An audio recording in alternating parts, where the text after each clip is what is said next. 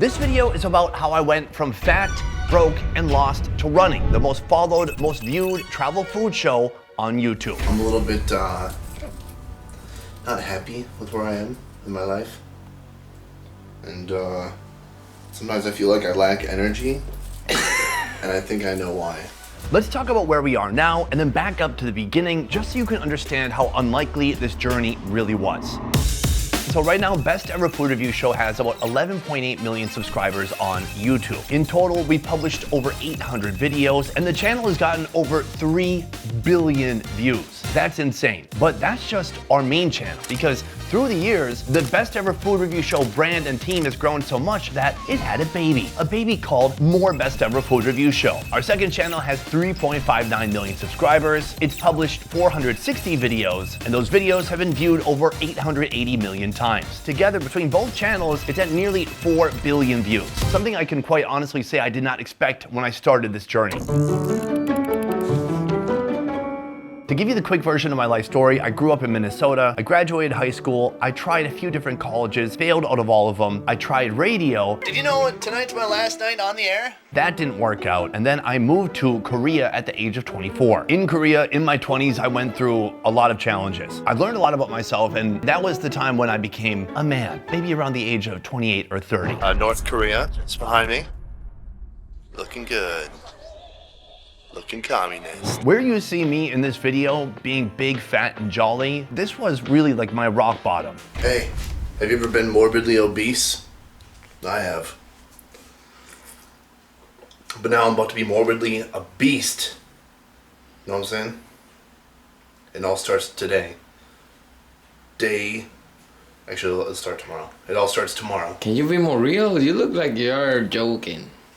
I don't know how to be honest. I was overworked, I was underpaid, I didn't really know what my future was. Really, life sucked. And I wish I could have caressed my own cheek and whispered into my ear and said, hey, one day, life's not gonna suck so hard. It'll just kind of suck hard. And here I am now. Now, the reason I'm making this video is because 10 years ago, this month, I started this channel. So this is the 10-year anniversary of Best Ever Food Review Show. And soon, I'm going to show you the very first food video I ever made. But actually, this channel started earlier than that. I actually joined YouTube with this channel September 23rd, 2010. That's a long time ago. Some of my earliest videos are unlisted, and I did that because they're no longer related to food or what I do now. I made a lot of hip-hop videos that I was making for other artists in Korea, comedy videos, stuff that I thought was funny, but I actually had my first viral video all the way back in 2010. I filmed a video called You Need to Get Off Facebook. Now this video at that time, it got 4 million views. All of this is important because when I actually started to make food videos, I already had somewhat of a base of subscribers. They weren't there for the food, but they were there because at some point they found something I had published interesting. All right, I'm in South Korea. Right over here is the border to North Korea, the DMZ line. Let's go. I'm in South Korea. I'm in North Korea. I'm in South Korea. I'm in North Korea.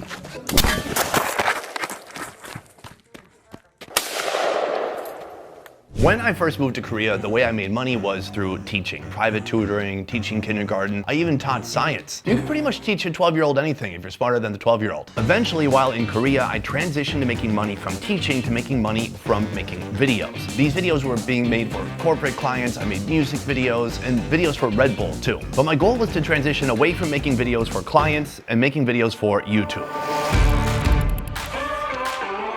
And so my journey with Best Ever Food Review Show began December 14th, 2015. The very first video I ever published, well, it now has 277,000 views. But let me tell you, back then, it probably got 200 at most. Even though I already had accumulated somewhat of a small audience, a lot of those people didn't really know what I was doing, what I was posting, or why I was posting food videos. And it took a long time to get people to understand what I was doing and for them to want to watch the videos that I was making. But it all started with this right here. Today I went to the best restaurant alive, Melting Monkey. Do you like cheese? Do you like bread? Do you like to melt it between, the bread with the cheese in the middle? It's like a grilled cheese, but better. Do you like cheese? I don't like cheese, but melting monkey cheese is good. Groundbreaking interview. Do you like cheese? Thought-provoking, insightful, high impact. In the beginning, the show didn't have an identity. And identity and values, these are things you build over time. But my first thought was just, why don't I film food that I like in Korea, which happened to be kind of Western junk food. And that's what my first 8 episodes on this channel were. I'll be honest, I was so ready to die until God brought this octopus taco to my life. Tacos de pulpo. How could this creature, swimming with the fishes, jump into my taco and make it so delicious? How could this be? How could it be? How could it be? How could it be? How could it be? How could it be? Nice. As you can see, I was really trying to put a comedic angle into these videos, but the problem is nobody watched them because who cares? I was talking about international or Western cuisine in Korea. Today I ordered the Juicy Lucy. What that is, it's a very special burger that I never would have thought would come to Korea. They put cheese inside of the patty. There was simply no audience for this, except for maybe the expat audience in Korea, which is a very small group of people. So from here, I decided to pivot. I even made an update video about pivoting. I'm 8 videos in and I'm like, I gotta tell my audience of no people about my plans for the future. I've had a lot of fun producing, shooting, and creating the best ever food review show the last couple of months. So much so, in fact, that I am reformatting the format. That's right. I'm glad I did it because I think it was really a video for me to declare, hey, I'm going in this new direction. And so one of the reasons I moved to Korea in the first place was because of a show called Bizarre Foods, hosted by Andrew Zimmern. I kind of thought his show is great, I'll just do what he does and do the YouTube version of that. From here, I entered into the next age of Best Ever Food Review Show. I was going out to different Asian countries, seeking out the most bizarre or strange, weird foods I could find. And the reason was simple. I knew that foods that were strange, that were bizarre, they had a story already built in. And the story is, why are people eating this? And that's what I set out to understand. And it all started in the Philippines. Here, my first bizarre food video was eating isaw, a Filipino classic. No joke, that is really good. I'm gonna give you a tip though. It helps being already really hungry. You can see immediately the format is completely different. I'm eating a food. The video is 3 minutes and 19 seconds long. And the title, Chicken Intestines, Philippines Best Ever Food Review Show. So everything I've learned about YouTube has changed over the years. The old me wishes that I could just do an index style of video. Hey, here's the food name, here's the country, now watch it. But the reality is that won't happen. Instead now, videos have to be longer, there has to be a story, and there has to be kind of an element of intrigue. They have to wonder, what's this about? What am I gonna see? Is there gonna be a payoff? But in the beginning, no. It just said chicken intestines, and guess what I ate? Chicken intestines. Now, another signature of my earlier videos is I interviewed people with a microphone just randomly on the street to add more content. And also, I kind of didn't have faith in my ability to host a show. So I would try to write out comedic lines or beats about the food and then do this thing where I would pop out of random locations and deliver that line. Action. Today on the Best Ever Food Review Show, we eat chicken head. Yes, chicken head. I think that room is used for pissing. It smells like piss in there. I don't want to do it again. This is baby Sonny, just figuring it out. We basically have almost no food shots, no cooking preparation. We barely have close-ups of the food itself. This is just the beta version. I still had a lot of bad habits from back in the day. Bad diet and drinking. I didn't even put on a clean shirt. I just turned my shirt from the previous day inside out. Gross. My hair is greasy. I haven't figured out that bandana is obviously the key to my success yet. I had so much to learn at that point about what it takes to be professional and to be a proper host for a show. Another thing I battled during this trip was just insanely bad, negative, dark self-talk. I don't know, I felt out of place. I didn't have the confidence I have now, obviously, because confidence comes from proving to yourself that you can and that you're able to do something and to do it well. But I had never done this before. It was something completely new, and so in my head, I just kept hearing like, who the f are you? What are you doing? No one's gonna watch this. This is a joke and not in a good way. I'm glad that somehow, even though it was very difficult, I didn't succumb to the voices and I didn't make a video about mental health.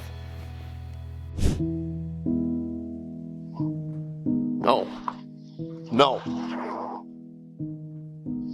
Guys, do you get that this is my job? My job is to review food. I review food, and literally hundreds of people, if not tens of people, see my food reviews.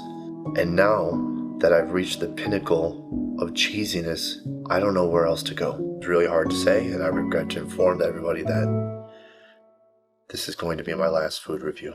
Guys, If you're at your rock bottom, if you're struggling, if you feel like you're hitting a wall, take pictures. Once you make it out of wherever you are now, it is gonna be so nice to look back at where you were then and to think about how far you've come. Because life moves slowly. It's very easy to get acclimated to how things change over time. Like suddenly I've got this team, I have this responsibility, I have this nice office, and you kind of just get used to it. But then you look back and you're like, oh my God, why did I ever think this would even work? And you say, thank you, past self, for fucking putting in the work.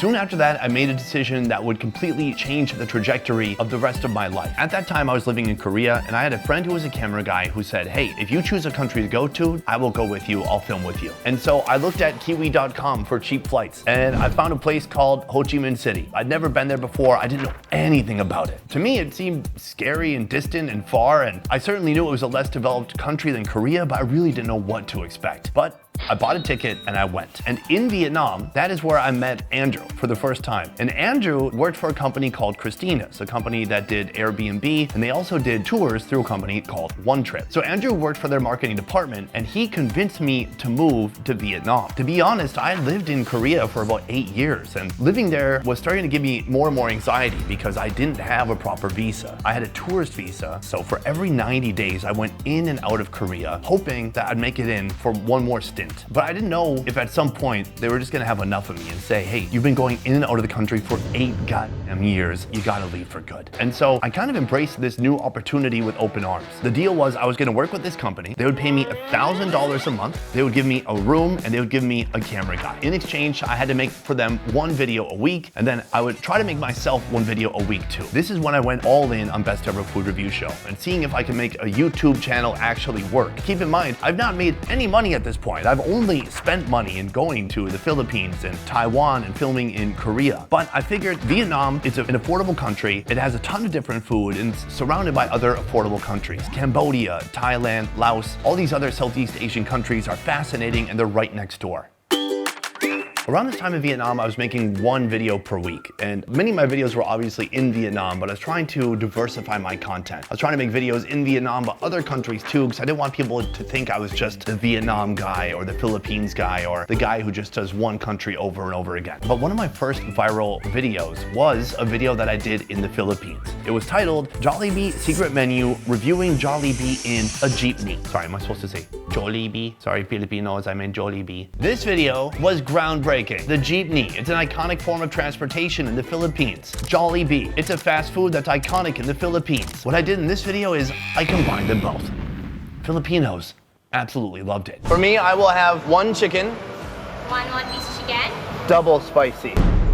And this is when I learned the most important growth hack that you'll hear in this video. Going to the Philippines. Yes, I'm not the first person to pander to Filipinos. In fact, if you have a travel channel, I highly recommend it. Go to the Philippines, talk about how beautiful it is, how nice it is, even say you love the food, and they will love you for it. Now, here's the difference. When I say it, I mean it. Jollibee, please pay me to be your, I don't know, do something, pay me, give me a hamburger, give me a hot dog, so good. So this video really hits for me. On Facebook, it gets about 4 million views, and then it got around 1 million on YouTube. But it really started to create some awareness for who I was and for my channel in general. And by this time, I figured out I should just wear the bandana. And trust me, I felt like a douchebag. Sometimes, still do. But it's all about branding. You see, without the bandana, I'm just another white guy. But with the bandana, I'm a white guy with a bandana. And that's different enough. To be clear, before this Jollibee video, I wasn't really making any money. At most, I was breaking even, but it took me years to make any profit whatsoever. In fact, I didn't even turn on monetization until over a year into making videos because my focus wasn't on the money. It was on how can I make the best videos possible. And that was my mantra that I would repeat over and over. The audience, the attention, and eventually the financial aspect, that will come later. It was around this time, about 2 years into my journey, that the team started to grow. I had a camera guy, I had a producer, and the third person I hired was an editor. Actually, an editor that I still work with today. 10 years of filming around the world means long days, late nights, and no time to think about dinner. Sometimes you just need something quick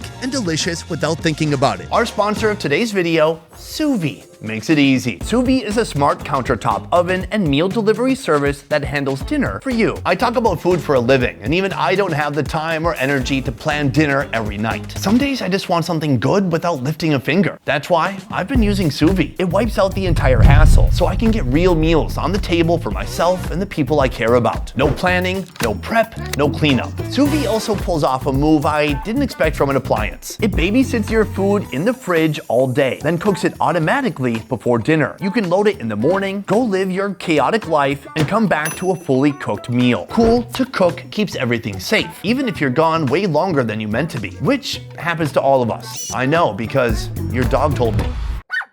Setting it up is simple. Load the meal, tap the recipe card on the sous vide, pick the time you want dinner ready, and that's it. The appliance handles the cooking from start to finish. Their meal service includes more than 50 chef-created dishes, with new ones added every week. You get full flexibility to choose how many meals you want and how often they show up. The sous vide kitchen robot has more than 15 cooking modes. Air fry, bake, broil, slow cook, everything. You can use it to cook your own recipes or the sous vide meals like this one here. Quality texture, clean cook, delicious. And best of all, sous vide pulled it off without any extra effort from me. Sous vide is offering a 100-day risk-free trial. And right now their New Year's sale saves you $100 and gives you 20 free meals. So give it a try. Click the link in our description to try sous vide today. Now, back to the show. I want to show you a point at which I feel like the style of the channel started to change, and like I started to kind of get it. And it was the first time that I went to the Mekong Delta. This was one of the first videos where we actually really explored storytelling. First of all, it starts with a moment of high emotion. Oh, the big one! I saw the big one! This was like the Logan Paul vlog style of starting a video. Take a moment of high emotion from somewhere in the video, put it in the beginning, then start the video and hope people will be curious about that moment enough to keep watching to when it actually happens organically in the story. In this video, we went on a boat, we went on a vehicle, we were actually traveling through the country and sharing the journey and foods along the way, culminating in a big meal, but really actually telling a full story rather than just showing one food being made. From here, I went to Guangdong, China, I went to Malaysia, and I explored even more of Vietnam. Oh my God! Whoa! Is this okay? I'm touching your worms. Is it cool? We cool? All right, thank you. Then, of course, another trip to the Philippines, this time to Cebu and Palawan. And then I found the second best country for growth hacking your channel, India.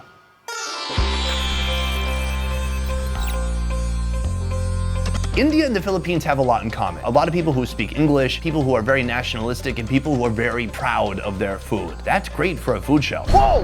What is happening over here? It's That's you. for me? Yeah. Whoa, he's making this gigantic one for us.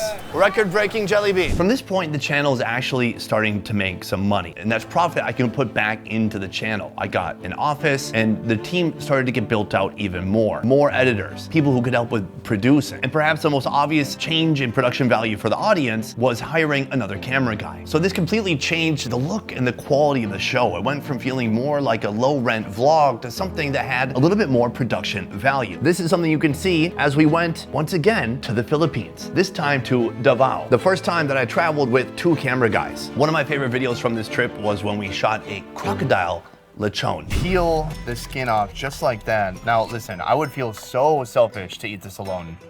I got a piece for you. Yeah, that's not right. I mean, I'm ripping off this other piece of skin here from the hand, and let's just jump into it. Cheers.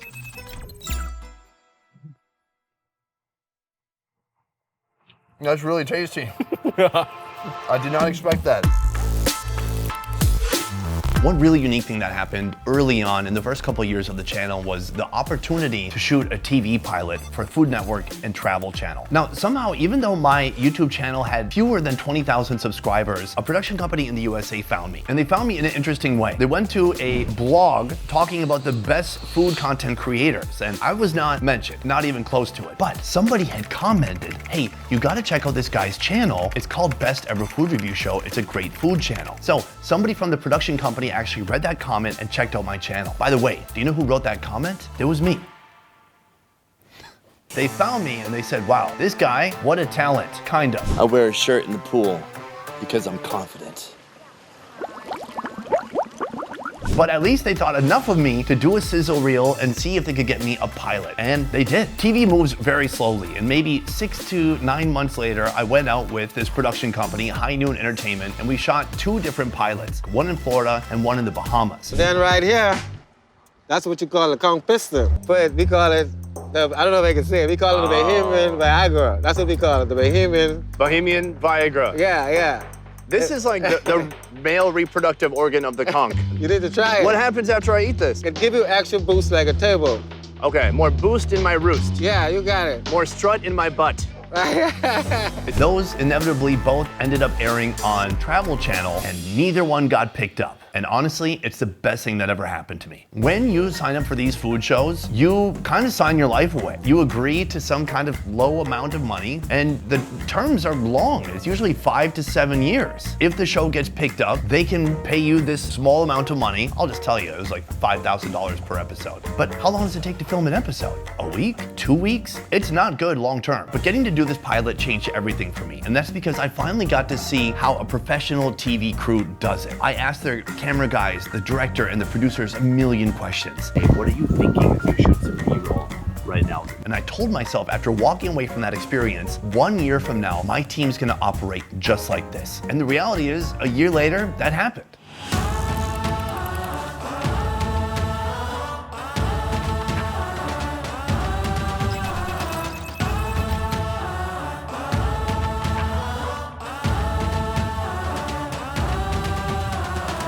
When making a channel like this, it takes so long to figure out how to even be competent at what you're doing in the first place. It's hard to even have a mission. We were starting to figure things out, how to shoot, how to color, how to edit, how to tell compelling stories, and how to make thumbnails. And from here, I was able to build a little bit more of a mission or a vision for the channel. One of my initial visions was going to the countries that people have heard of but know nothing about. And my first and best example would be Madagascar. People had heard of the movie, they'd heard the word, but nobody really knew about the country of Madagascar, and they definitely didn't know about what those people were eating. And they were eating some unique stuff. Bam, there it is. You can see that little bit of rice flour on the edges actually expanded from the moisture inside when they cooked it. And then you see it just gets darker towards the inside. That looks incredible. From Madagascar, we went to India again, and we made another foray into Africa, going to Kenya. We went to Oman. We finally did our first series in the USA, where we went from New Orleans all the way to Miami. Keep in mind, at this time, we were publishing 2 videos a week. We went to West Papua, where we got our first taste of shooting tribal life, something that we still love doing now today. Ugh! Okay, he's pretending to kill me. Wah, wah, wah, wah, wah, wah, wah, wah. Hug? We hug now? Oh, you know what? Sometimes brothers fight, but we gotta wah, yeah, wah, wah, wah. Are we okay?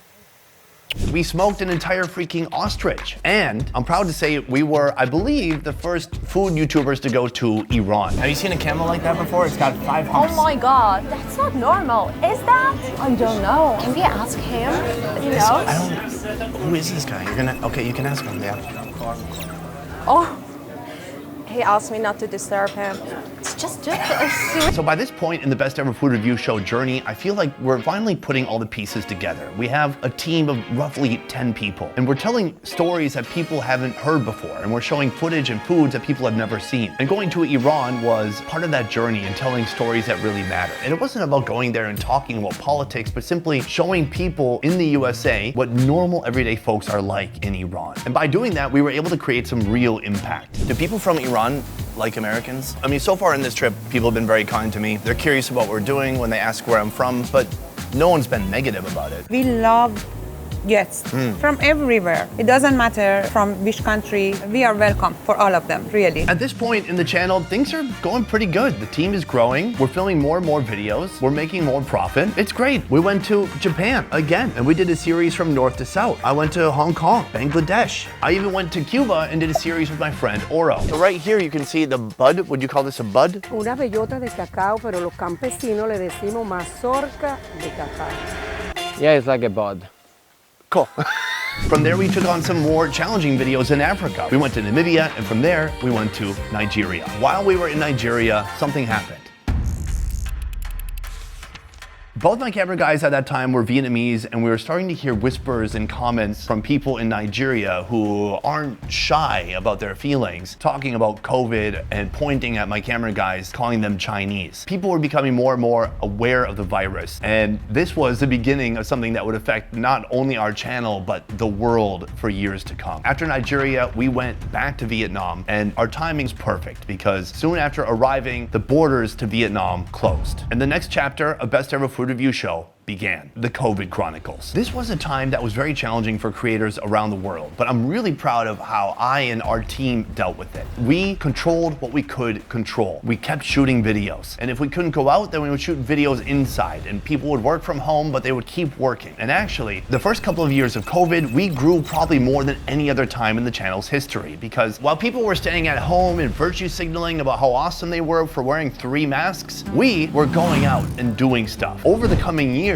we shot over 100 videos just in Vietnam. We shot every different type of series you could imagine. We shot street food. We shot bizarre animals like these chickens with their big nasty feet. It looks like a disease. I mean, look here. It looks like 10 fingernails. Yeah, oh my god. I shot a motorbike series going through central Vietnam with my good friend Andrew. We shot a body part series where we ate animal testicles for 24 hours, and then animal heads for 24 hours, and then animal livers for 24 hours. We talked to factories in Vietnam and learned how factories are mass producing things like instant noodles, hot sauce, and sausages. We did a series about food origins. We saw where oysters come from in Vietnam, where caviar comes from. Andrew and I did a tour of northern Vietnam where we took a former US military jeep and we drove around discovering different Vietnamese ethnic groups and learned about their traditions.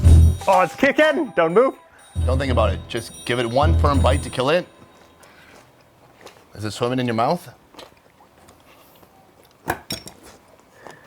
Just try to enjoy it a little bit.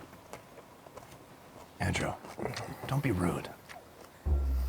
The COVID chapter sucked, but we made the most out of it. And we were lucky too. Vietnam, compared to other countries, had managed to keep the virus out for over a year, while other countries were locking people down and forcing masks and vaccine passports. Vietnam was open until it wasn't. Eventually, just like with every country, the virus made its way into Vietnam too. And from there, I made a tough decision to leave the country in order to save the channel. If I stayed in Vietnam when everything closed down, we wouldn't be able to produce any videos. And so my wife quit her job and we moved to the USA, not knowing when we would be able to come back to Vietnam. Now, she is Vietnamese. She could have come back at any time. But for me, I had to wait for Vietnam to open its borders, and they had already been closed for over a year. This was the next most difficult chapter for Best Ever Food Review Show. The challenge here was I couldn't bring my camera guys who I'd worked with for years. I had to go to Minnesota and hire a new camera team. In some ways, I had to start over. It was challenging, it sucked, but we did it.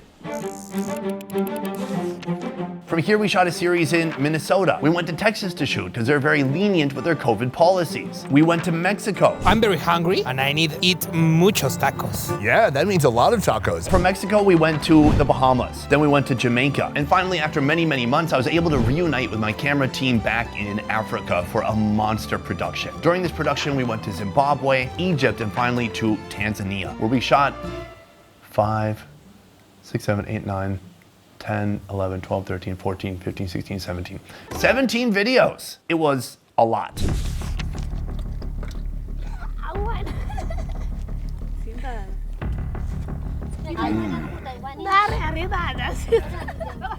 One thing that was special about COVID is that since I was out and since I was traveling, the shoot would end and I was still in whatever country I was in, whether it was Mexico, Bahamas, or somewhere in Africa. So my wife and I came up with the style that now is our second channel. We had a second channel before, but it was like studio videos, react videos, stuff that never performed very well. But we learned to shoot second channel on an iPhone and with a simple, cheap microphone. Nowadays, the second channel has blown up into something that I can't even believe because we put so much time, money, and resources into our main channel, and that does well. And then with our second channel, there's one guy that shoots it with me with an iPhone, and that usually does equally well. That's what's crazy. Back in the day, the second channel was kind of an afterthought. We would finish a country and then maybe shoot a couple more simple videos on the second channel. You know what I like about the second channel? I don't have to try that hard.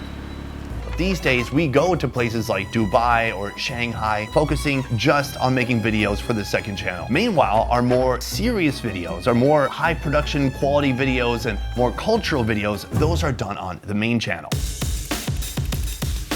From there, after traveling for roughly 10 to 11 months straight, the borders opened for Vietnam, and finally I was able to come back to where our home base was. Finally, the team was back together, and honestly, I felt like we were stronger than ever. The world was opening back up, and we were able to take on more and more daring trips that we weren't able to do in the past because of all the insane limitations that we faced during COVID. We went to Mongolia, we went to Sri Lanka, South Africa, the Faroe Islands, and we went to Nepal. These hives are like nothing I've ever seen before. They look alive. You can see the bees completely covering the hive, moving like doing the wave in a stadium at a football game. Now for me, something really exciting happened in Nepal, and that is I reached out to Joe Rogan. I talked to him about Mad Honey, and he invited me onto his podcast. Now this for me was kind of a bucket list item, and honestly, it's one of the coolest things I've ever gotten to do because of this channel. Why not try a little bit?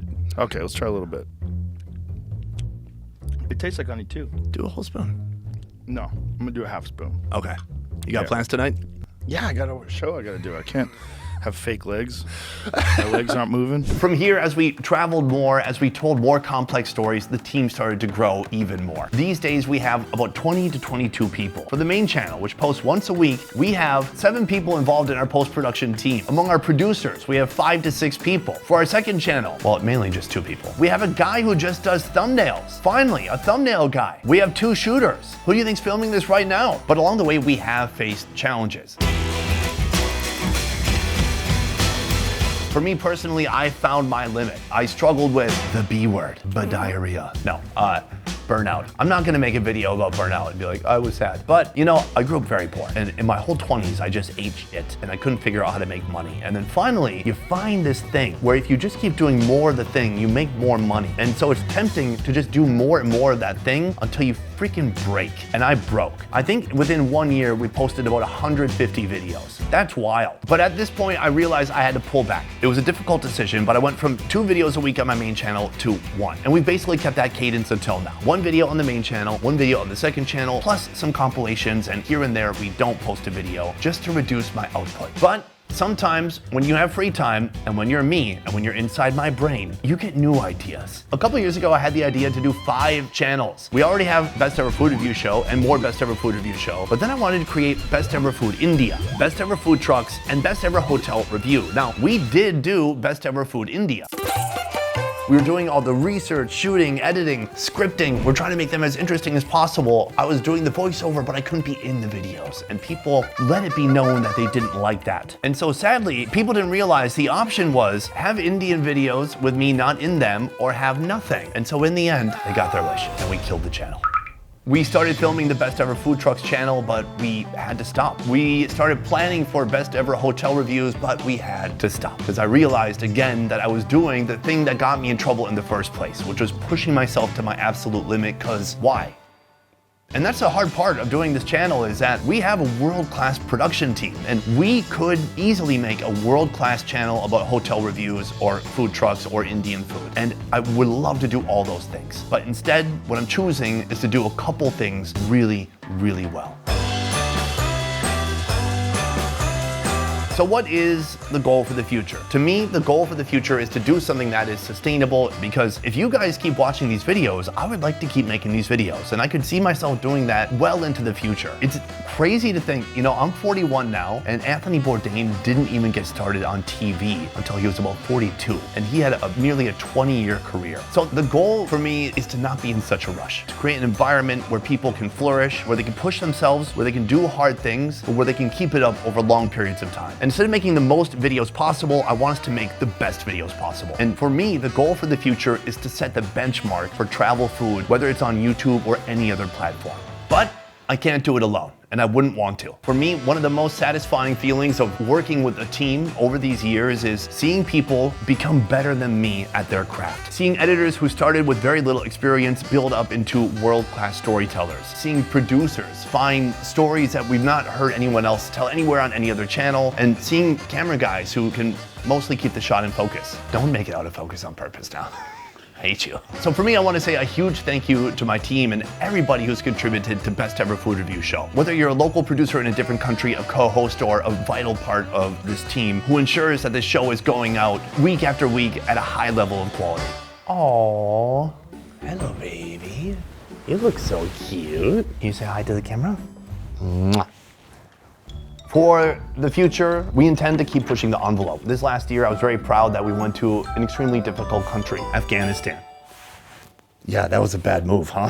She's like, you went where? I didn't know about this. 4 guys with big guns and multiple huge barriers just to get into the hotel. So in the future, I plan to do more of the same, looking for countries and looking for stories that other people haven't documented and telling those stories in a way that you guys will appreciate watching again and again. So that is 10 years of Best Ever Food Review Show. Guys, thank you so much for everything. My heart is full and I can't wait to see what the future brings. Do you want to say a piece? A piece. She can't talk, she's 1.